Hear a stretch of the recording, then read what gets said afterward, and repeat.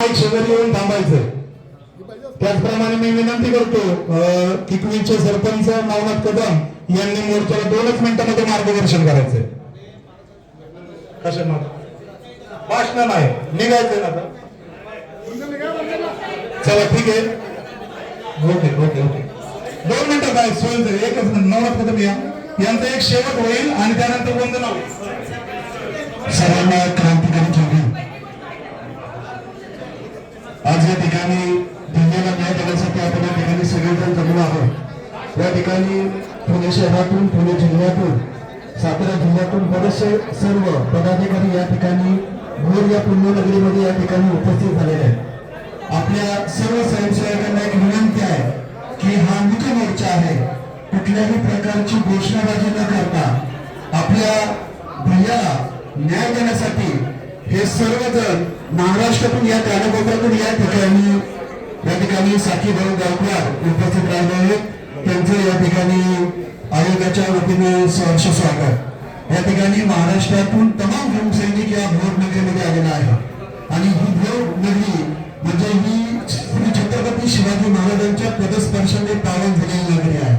आणि जसं महाराजांनी आपला पदर जातीला एकत्र घेऊन हे स्वराज्याचं राज्य स्थापन केलं, त्याचप्रमाणे आपण या भैयाला लढा देण्यासाठी सगळ्यांनी एकत्र येऊन या मुख्य मोर्चाचं नियोजन केलेलं आहे. हा मुख्य मोर्चा होत असताना तुम्ही कुठल्याही प्रकारचं गडबड गोंधळ न करता या ठिकाणी प्रत्येकावरती नजर ठेवण्यासाठी या ठिकाणी आपण एक ड्रोन कॅमेरा उपस्थित आहे. या ड्रोनद्वारे कुणीही कुठल्या प्रकारचं जरा महत्वाची सूचना सांगताय, जरा आपण लक्ष देऊ. सूचना लक्षात घ्या. या ठिकाणी ड्रोन कॅमेरा आहे.